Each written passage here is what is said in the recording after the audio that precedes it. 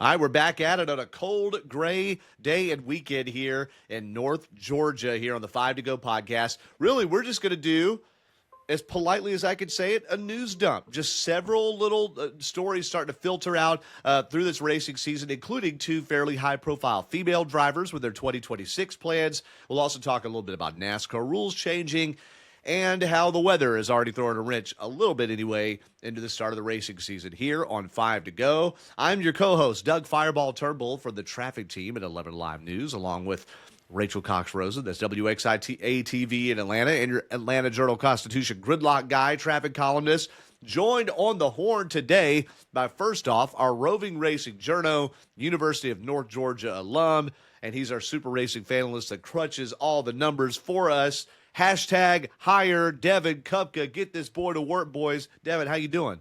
I am doing well, just getting ready for this winter weather that's coming this weekend, and it looks like birthday might be iced over potentially. Who knows with all these models that are coming out nowadays and weather hypists on X online. Yeah, So forget the hype. There's no reason to even follow the hype.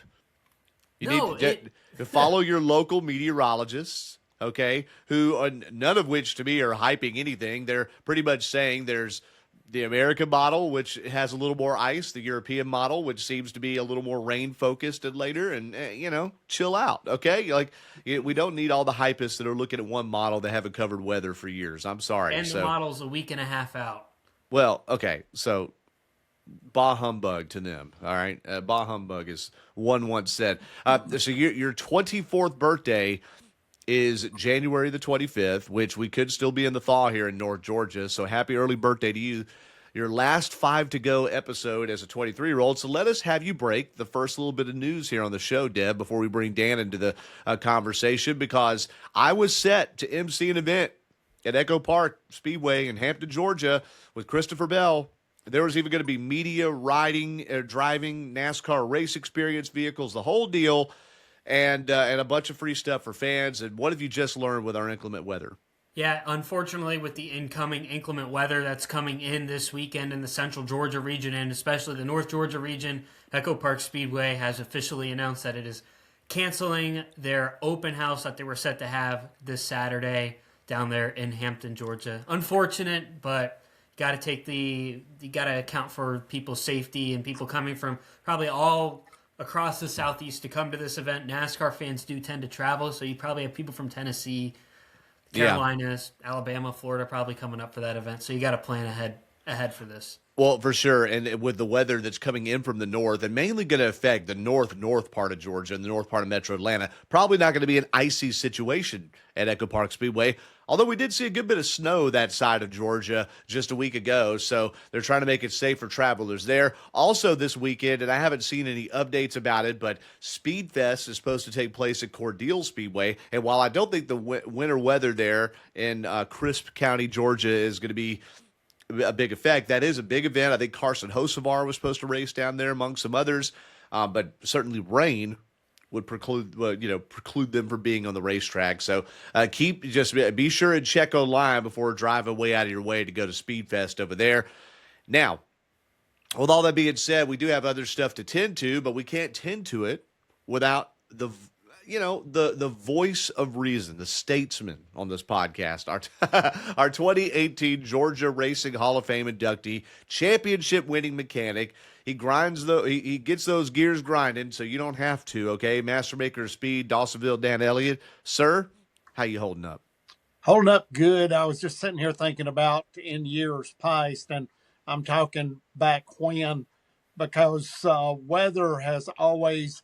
This is the time of year, ran the racetrack at Gresham, and we stayed off of anything in January, February, and March because that's just the weather usually of North Georgia, of the area, and you learn to stay off of that. So you can plan some things, but keep in mind you better have a backup plan. And I was thinking about all the things that we tried to do early in the year at Gresham and trying to schedule things and having a backup plan to where we could quickly adapt and move indoors. But also, too, going back even further was the trips to Daytona, because this was always the time of year that was the busiest for us believe it or not, was because guess what? You were getting ready to go testing at Daytona because that was well underway. And now you're getting everything final preparation to go down to speed weeks at Daytona. So the weather being what it is reminded me of that because we always, for the most part, I remember loading the car and it either be raining or it was sleeting or snowing, and we were getting ready to go to Daytona. And then you make the trek to Daytona, and the family was always calling and saying, well, what's your weather like? Well, it's 70 degrees and sunshine.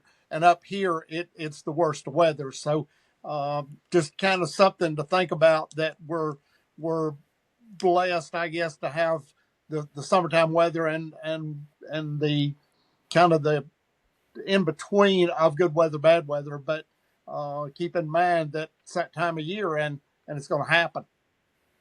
Yeah, well, no doubt. This is the toughest time of year for weather in a lot of parts of the United States here. And certainly it's hard to believe, and I'm not using this to throw a damper on the activities, but man, we're a month away exactly for the Echo Park Speedway race weekend. Just the race season is starting.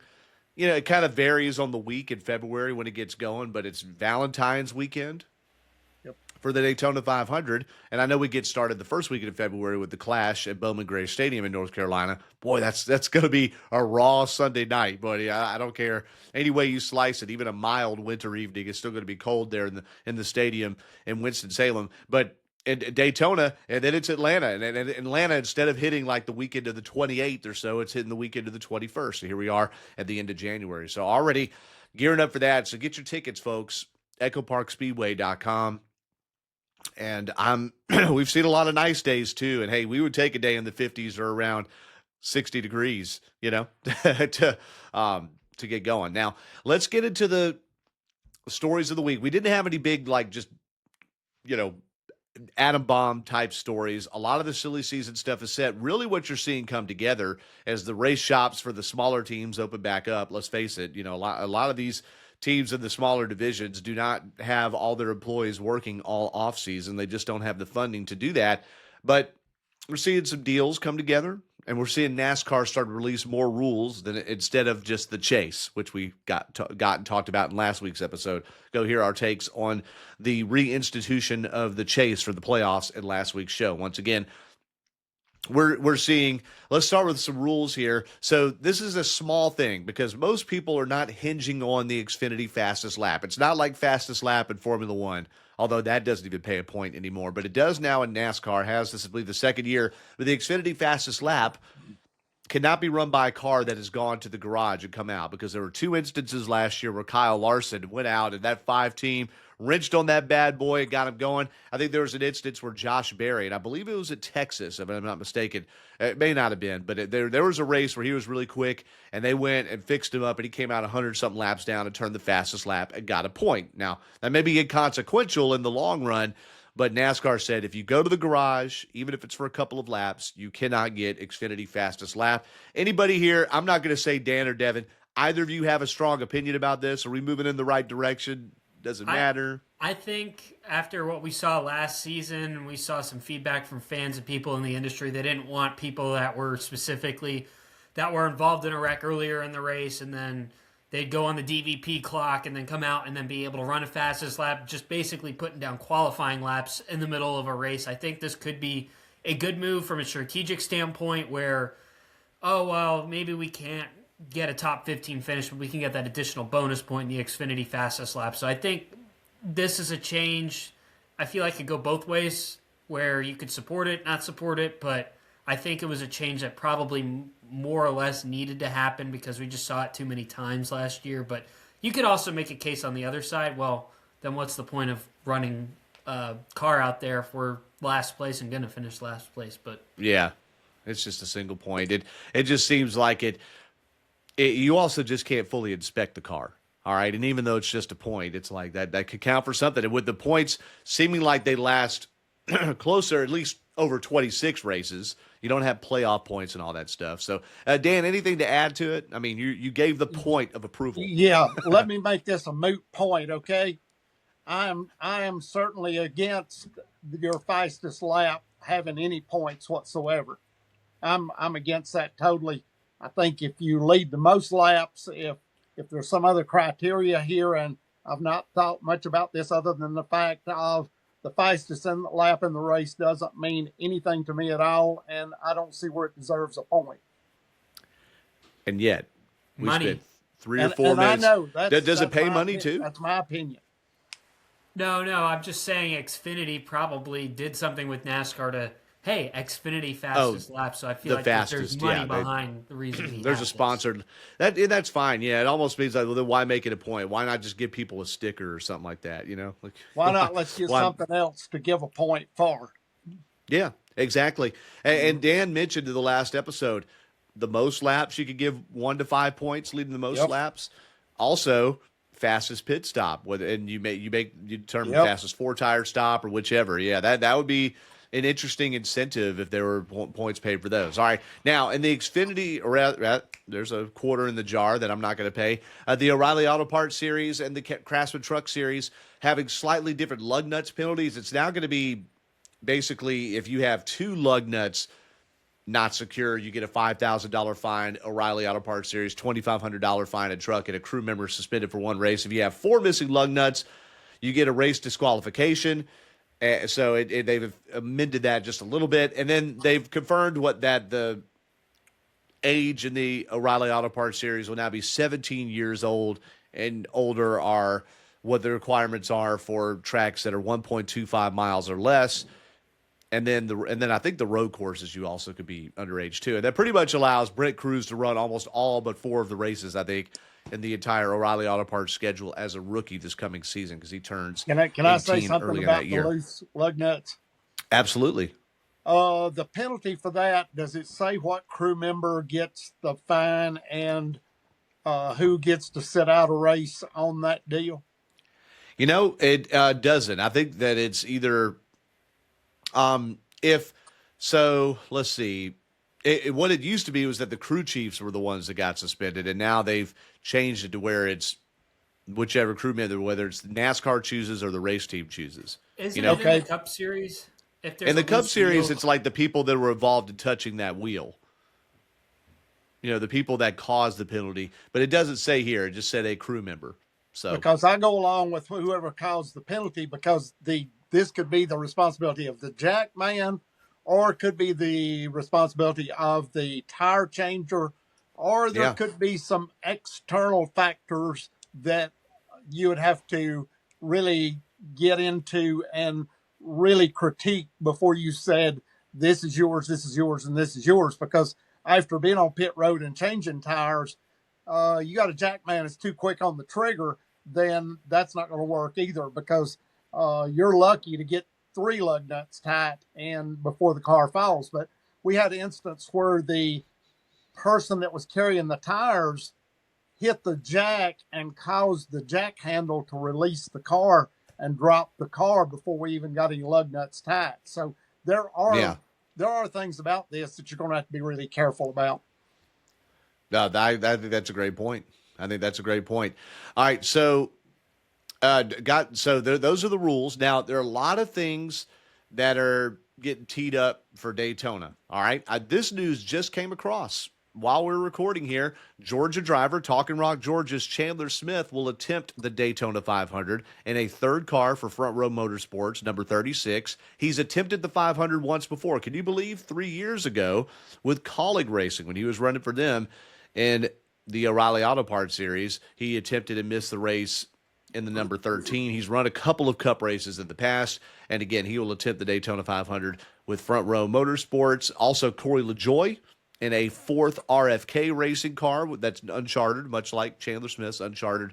He will try to run. LaJoie is in the Roush umbrella right now, or the RFK umbrella, as he is substituting for Brad Keselowski in the Clash, the Cookout Clash that is coming up at Bowman Gray as Keselowski recovers from a broken leg. Those 2 bits of news have just come about this week, and Chandler Smith just a moment ago. Denny Hamlin's also told the media that he will race in the Clash despite the death of his father, Dennis, and just all the ups and downs he's had. He's going to still grit it out and go do that.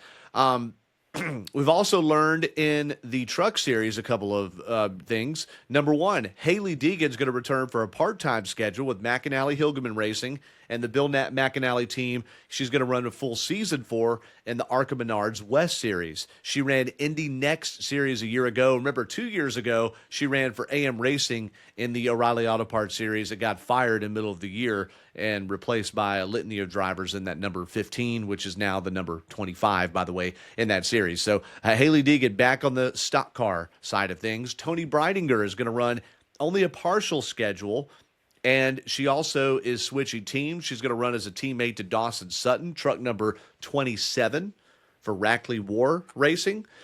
That wasn't one I saw coming. I kind of thought she had enough sponsorship to go the full season there, but Breidinger, and watching it on TV actually wasn't as striking as seeing it in person, but Breidinger struggled like crazy for Tricon Garage in the truck series. Just struggled like crazy. I can pull up numbers if you want, but were way off the pace compared to her teammates. So hoping this is the elixir she needs here to, get things back going again. But any thoughts, Dan, you first, because you've talked about Deegan in the past. Any thoughts on Deegan and Breidinger? One going, well, I guess, going different directions, and neither has panned out how people have expected, maybe.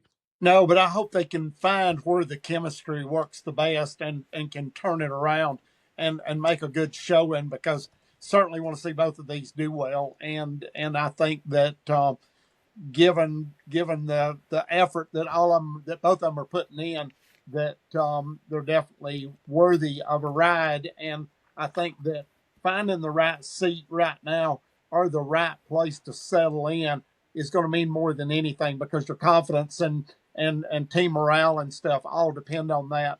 And hopefully they can find the place and this is it, and can do extremely well this coming season. Yeah, no doubt.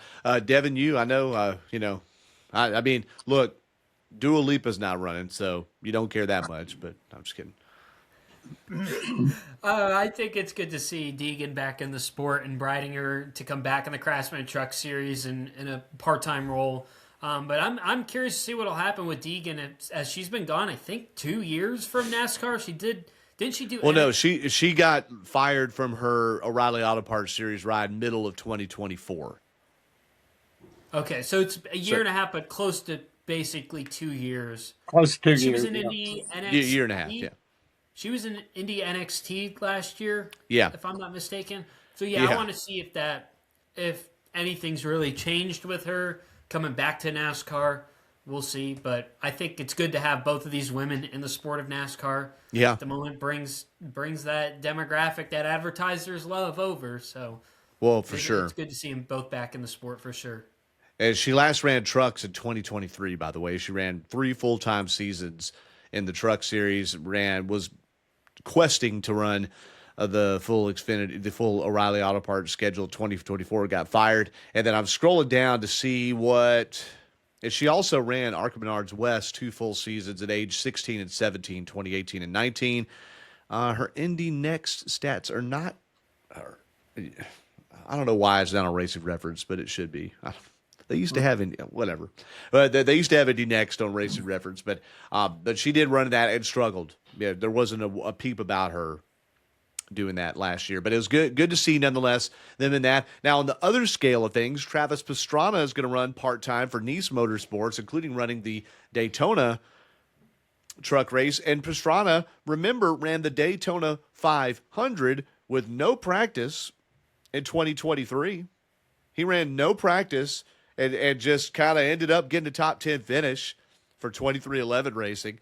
So he's run a full Xfinity I've done it again. That's 3 times. O'Reilly Auto Parts Series schedule. He's run off and on in trucks even in recent years. So Travis Pastrana coming back, Dev, is that relevant to you? I mean, is that what do you think? Pretty that cool. See him come back. All the old guys coming back to run the trucks, Dan. Yeah, who you call an old guy? What age is he? Older than 17, I guess, right? So. Yeah, older than 17. Yep, I'm looking forward, because what a showman. He is quite the showman and really quite talented. He's just not settled in. I think it either seems to me like that he's not been serious about a full-time ride, or it just hasn't developed, one or the other. And it may just be me, but it just seems that way. But the thing about it is, like we say about some of the other drivers, um, he seems quite comfortable doing what he's doing, and he seems very content, or seems to me like that he is content doing what he's doing. And wish him a great year. Yeah, no doubt. I remember it was 2013. He ran the full O'Reilly Auto Parts schedule in the number 60 for Roush Fenway. Yeah. And that paint scheme was very similar to like the Earnhardt, that rainbow yellow, kind of yellow, pink, and baby blue Earnhardt scheme that he ran on the Goodrich car a couple times. It's very similar to that. It was just a psychedelic, trippy scheme, but it didn't have much sponsorship on it. It was just whatever money Travis brought to the Roush team, and it only lasted 1 year. But he turned some heads on what he could do with limited stock car experience. And then again, he went to Daytona, hard to believe, 3 years ago now, with no practice. They literally took a race car and had him driving it, because the sequential shifter, right, and next gen car, and had him driving it in a parking lot at 2311 Racing just to get him up to speed. And, props to him. Okay. I mean, that's pretty cool to see him stay relevant in the sport. I think it's cool that Corey LaJoie is going to get another bite of the apple, and what he's saying is his best attempt at Daytona. Last year he did it for Rick Ware, and then, of course, before he was with Spire Motorsports for several years. So there are a lot of entries now starting to file in for Daytona. Beard Motorsports is bringing Anthony Alfredo. Chandler Smith. I'm not going to do the Bob Pocker thing, try to name them all. All right. But we're definitely going to have drama on qualifying before the 500 and also on the Thursday duels. Those are going to be dramatic. Someone's going to go home. We know Jimmy Johnson's running an extra entry and is guaranteed into the field. A little change from last year, that champions exemption provisional. If you choose to take it, you have to choose before. So he can't. They've already said Legacy Motor Club, Johnson, number 84, is going to be the last starting car and accrue no points in the 500. Yeah, so they want to guarantee him the spot in the race.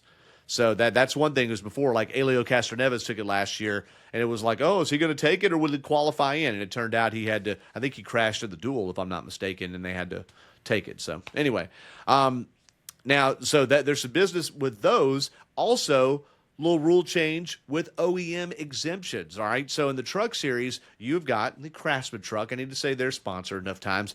If they've got Ram, that is going to be a 5-car colleague racing team or a 5-entry team.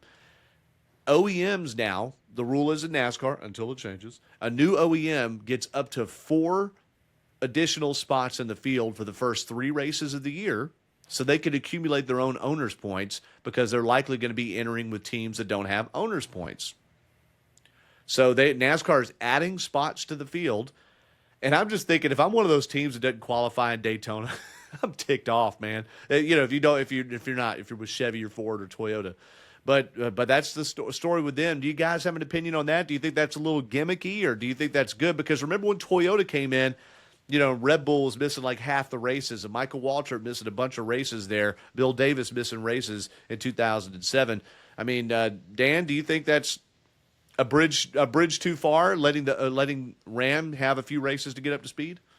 It's one of those things where you definitely want them in the sport. It seemed to me like a quick fix to the problem is that we jump from one side of the ship to the other, but at least it is a short-term fix, and we can work on, because there might be some logistics out of this that we learn that doesn't make this work future-wise. So we'll see how that plays out, and we will judge accordingly. But for right now, I think it was about the only thing that they could do quickly and get on with the program, because you don't have much time to get all this stuff ready for Daytona a month away. You don't have a lot of time to mess around, and this is not one of the things that we need to be stuck in, the logistics of this, and miss the race because you did mire down before the race started.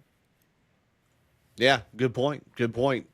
I want to read the exact language of Is it in English? Just to make sure I have it. No. Let's see here. Just trying to see. I'm sorry. I know I'm kind of vamping here. Hey, before I get to that, another thing too. So Travis Pastrana is coming in with Brunt workwear. Brunt, which is whatever workwear. I just said it. Okay, he's coming in with Brunt. That had been a long time sponsor, Mason Massey.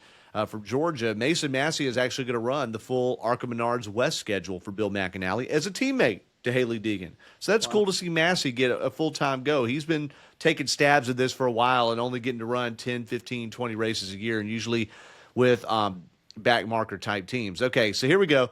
NASCAR will hold a potential 4 spots. This is from NASCAR.com. For OEM provisionals in the season's first 3 Craftsman Truck Series races as Ram makes its return. If any of the manufacturer fails to make the 36 truck field on qualifying at Daytona, Echo Park Speedway, or St. Petersburg, Florida, which is where they'll be racing while the Cup and O'Reilly teams are at Circuit of the Americas, okay, the vehicle would be added to the rear of the starting lineup, leading to a maximum of 40 trucks. All right? So basically, if you're one of the non-Ram teams and trying to time into the field, you need to get into the top 36 on however they, it's probably the top 32 on time and then the last 4 on owners' points.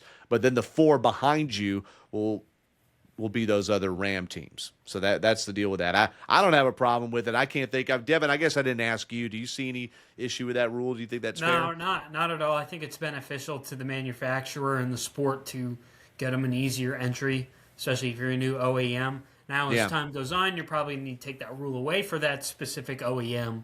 But I think it's a good rule to put and start. It's just for a new OEM. So this will be the only year Ram could have it in trucks. Oh, okay. Now, if they took the Dodge brand to O'Reilly and Cup, that would be a different story. But it's just for this year, these 3 races. Hey, I want to see 40 trucks. All right, I'm okay with that. Miss the field, boys. I want to see 40 trucks thundering around Echo Park Speedway, man. When's the last? We have never seen more than 35 trucks in a race. 36 is the limit. I've never seen a 40 truck field. So, I mean, the more the merrier, man. Put 60 of them out there. They ran the first Southern 500 with like 79 cars. Think about how much better this will be for Goodyear. They'll sell more tires. And more Sunoco, fans, baby. More yeah, there you fans go. will come and we'll sell more hot dogs. Oh, yeah. That'd be nice. That would be nice. Okay. And by the way, they discussed this more in depth than some of the other rule changes on the NASCAR Hauler Talk podcast, which I really enjoy, with Mike Ford, Amanda Jones Ellis. I almost said Ben Jarvis Green Ellis, the former NFL running back. Amanda Jones Ellis and Nate Ryan, formerly of NBC. So you could check that out in all the podcasty-like places there for sure. And so those are some of the bigger things, I guess, that went on from this week here. I'm trying to think, did I forget anything, Dev? But Burt Myers is going to attempt the clash with Team Amerivet Racing.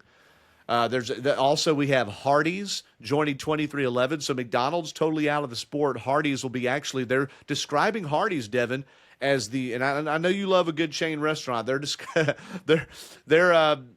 calling Hardee's the I just lost it. Quick serve restaurant of NASCAR. Official quick serve restaurant of NASCAR. They're called. I just said NASCAR. Good Lord, Turnbull, wake up. They're also calling Hardee's though his main anchor sponsor. So Xfinity has re-upped with the team. Comparion Insurance is going to be with Tyler Reddick in some races. I mean, they're adding some different ones to the lineup there. But I find that interesting that McDonald's is gone, Dev.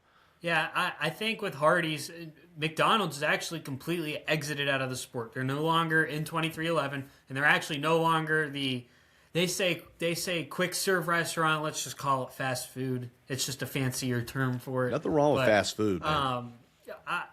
I think it's an interesting move because if you think about it, in the North Georgia area, a lot of the Hardee's closed recently. The closest Hardee's closest to us, I think, is in Cherokee County now, and it's just an interesting move with Hardee's.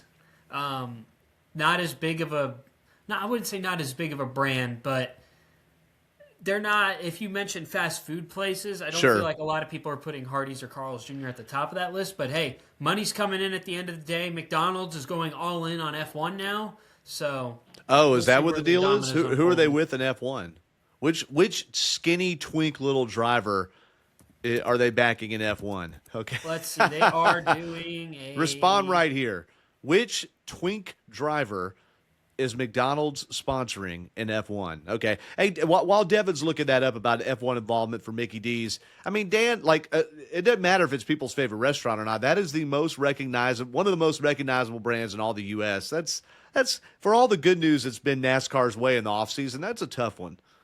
Yeah, but I'm worried about this going the same way as Hooters. I mean, I'm like Devin. This doesn't bode well when you align yourself, because what I read internet, and I'm just telling you what I see factually, as much as you can believe on the internet, is that Hardee's is in trouble and closing stores, especially in the South, and I'm a witness to that. Because Hardee's is or Arby's? Are you get because Arby's? Yes, we've talked about that, but are Hardee's also? Or are you Hardee's, and it is mentioning Arby's as well.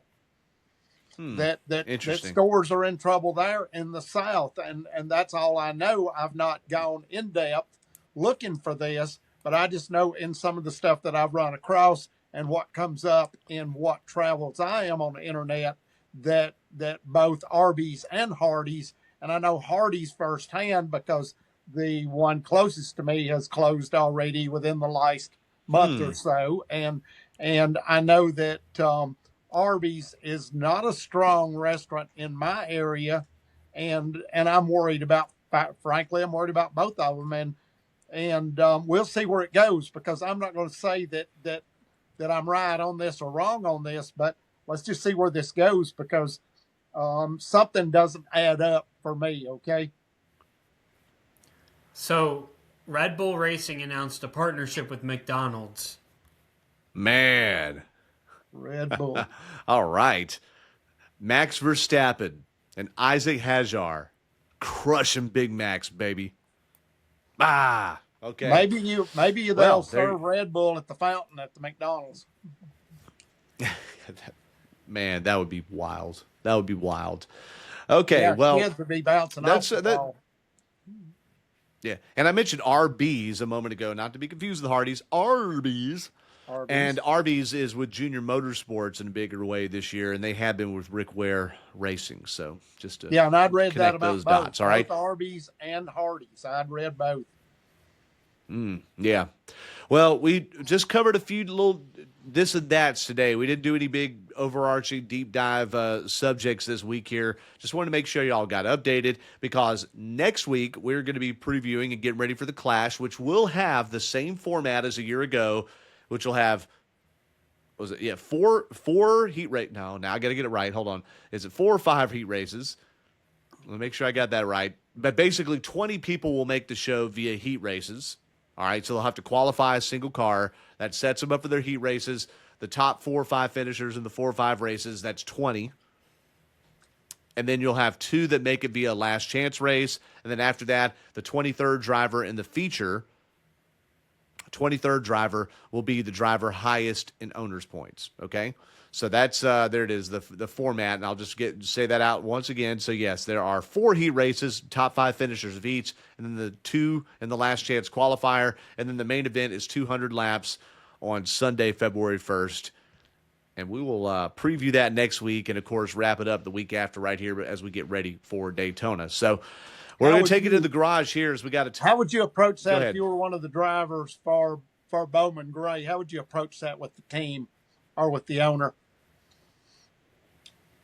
I mean, it's hard to pass, man. I mean, go get it. We saw Ryan Blaney go for the back to the front in that race and ended up finishing second to Chase Elliott. So if you've got a really good car, you could do it.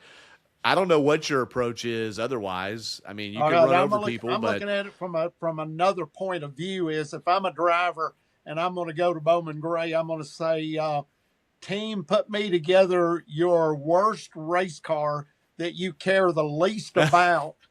Your disposable car, and I'm going to go point the thing to the front and try to get there any way I can, because that would be a fun race to run, because you're going to beat and bang your way to the front, and I want the worst of the stuff other than give me a good motor and let's go. Hey, man, I like that. It'd be cool if they made it or the All-Star race. There was talk of this a year ago. a hooligan, not a hooligan race, but an outlaw race. Like let teams have really expanded rules to go, especially to go for the $1 million of the All Star. That would be cool. I know why it would get out of hand and why people would be against it, but it would be cool to see a little bit of outlaw in this. The fact that they have to race to get into the big show, what a gut punch. You know, Ty Gibbs was someone who crashed out of it a year ago, didn't make the big show. What a gut punch to not make it, right? You know, I would, especially when they were doing it out in I LA. would, I would love to see them put the push bar on the front of the car like all your law cars got now, where I could do the pit maneuver on the car in front of me. That's have a push bar. Respond right here. Push bar. Put push bars on the Clash cars. All right. Hey, last one too. Jack Roush honored with NASCAR's Bill France Award of Excellence, which they don't give each year, but it's for people for their outstanding contributions. And he is the only person, or the first person, to receive it twice. He got it also in He 2001. wouldn't get it for flying. So I feel like a lifetime. Yeah, I feel like a lifetime excellence award is a kind of a one-time thing. But what'd you say, Dan? He wouldn't get it for flying. Correct. Correctamungo. We talked about his issues with flying in the Biffle episode and all the brushes with danger and tragedy that NASCAR industry has had with flying, and he's managed to survive it twice. So God bless him. That'd God be bless the him. cat Well, of 9 lives. Dan, with that, yeah, no kidding. No, the cat in the hat with 9 lives, no less, as 9 they call lives. Jack Roush. So, Dan, any other thoughts for you as we wrap up the show, sir? No, I was just thinking, it got on my mind the other night. I was thinking about Tony Stewart and Daytona and coming back in to the NASCAR fold again. And I'm thinking, could we be seeing the early signs of Tony Stewart maybe owning the Dodge Cup deal, coming back to NASCAR in 27 maybe, and he owns that deal as well. I'm not going to say drives that deal, but owns that deal and comes back and manages that whole Dodge re-entry back into Cup. You know, if that were the case, it would be so popular. And also, if you're colleague racing, you're like, but I was right there. Like, you know, I feel like this is colleagues' way. They're taking a step back so they could be on the head of it coming to Cup. But, you know, I think with even teams that have been with the manufacturers forever, like Childress and Roush and things like that, like they got to be looking going, wait, hold on. There's a chance to be a key partner here. A colleague wants to be right on the doorstep. Yeah, but Dodge Yeah, and Tony Stewart. already together and drag racing. So it's a perfect fit. And everybody remember this. As soon as they got with Tony and drag racing, Dan was onto that before we were because he watches drag racing and we really don't. And Dan said it on this show. But before Stewart Haas was going to close, is Tony Stewart going to get out of the sport because he's got this other focus, or could Dodge be coming with Tony Stewart to NASCAR? Mm-hmm. So, yeah, and Stellantis, Ram, all that. You know, Stellantis, the parent company. Good thoughts there, Devin. Real quick, in the NASCAR Hall of Fame, displayed right now is Connor Zilich's window net from Watkins Glen last year. Which is the window net savage. or the car that he slipped coming out of in Victory Lane. Wow. That's wild. NASCAR Hall of Fame inductions are Friday night, by the way. We kind of forgot about that. Rolex 24s this weekend in Daytona. Rolex is re-upped to stay the sponsor of that. NASCAR Hall of Fame is Friday evening. I guess you can watch it on the NASCAR Fast channel, right? Mm-hmm. NASCAR.com and everything. But Harry Gant, Kurt Busch, and Harry Gant and Kurt Busch are the two drivers that got elected. I just want to make sure I got this right. Man, I'm looking up too much stuff on this show today. Let me just make sure I have it right. But Harry Gant, Kurt Busch are the two drivers, and and Humpy Wheeler for the Landmark Award. And Ray Hendrick gets the Veterans Award, if you will. So Busch, Harry Gant, Ray Hendrick, and Humpy Wheeler will be inducted Friday night. So be sure to check that out. Also, this past weekend was the Chili Bowl, and NASCAR drivers really didn't make much noise except the eventual winner of the race, Emerson Axum, passed Kyle Larson very early in that event. Larson ended up flipping later on in the event and crashing out of the race, unfortunately. Christopher Bell hung right in there in the top 10 the whole time, but didn't crack it. I only watched like the 5-minute highlights. I don't have Flow Racing, so I didn't watch the whole deal, but that was the Chili Bowl. And then the last thing for me, there's a really cool video that Red Bull put together with Ford. Now, why would Red Bull put a video together with Ford? Because Ford is the manufacturer that Red Bull is using now in Formula One. All right? And they are a partnership on the engine. So you've got Ford and GM entering or re-entering F1 at the same time this 2026 season. Now, they had an exhibition with Red Bull drivers. Mainly it was Max Verstappen, and I think it's their junior driver that's moving up from F2, and I'm not looking that up right now, okay? And they tested different Ford vehicles and did different bits on a race course. So look that up on YouTube. It's interesting, but here's the deal. Now, Ford put this together, all right? Ford and Red Bull, there was no Ford NASCAR drivers there. And I have seen Ford racing commercials on, like during NFL games and stuff, that the NASCAR vehicle is not even in the Ford commercial. You've got all these different motorsports, including, of course, F1 now. No NASCAR vehicle. All right? Now, why would Red Bull not have Connor Zilisch or Shane Van Gisbergen in this video on YouTube? Well, because it's a Ford video testing all these different Ford cars. They even raced a Model T, all right, on this course. It's really cool. So check that out. But it makes me kind of a little bit persnickety about, that's not the right word, a little bit, my nose a little bit up about, what the heck, Ford? Like, your NASCAR guys still matter, right? Right? Why ain't Joey Logano out there trying it, right? So anyway, something to think about. Well, boys, we're going to hold up this weekend. You know, I'll have to work, actually. I was going to have to miss the Echo Park Speedway event anyway because I have to go work my traffic and news reporting job at 11 Alive both days this weekend. We got 12 on, 12 off, as in 12 hours shifts this weekend. So I will be in on that, and I hope everybody enjoys the weekend. So, Dan, you got any plans? Got plans to, as the governor said, we're going to hunker down. Hunker down. Devin? Hunker down. Time to bring out the skates and start skating on the roads. Go skating on the roads. I don't recommend it, but you may be able to. Hopefully we avoid the worst of it. The rest of you in the South that are going to be hunkered down, as Dan said, this weekend, please do. He's Dan Elliott. He's Devin Kupka. I almost said I'm Devin Kupka. That's how out of it I am. He's Devin Kupka. I'm Doug Turnbull. Be sure to check out our Facebook page, goprn.com, Apple, Spotify, and YouTube. You can find the show in all of those spots. We're here for the 2026 season, baby. Thank you for listening to the 5 to Go podcast. Be sure to like, subscribe, share, donate. I don't know. There's no place to donate. But anyway, enjoy yourselves. God bless and be safe. And we'll talk to you next week.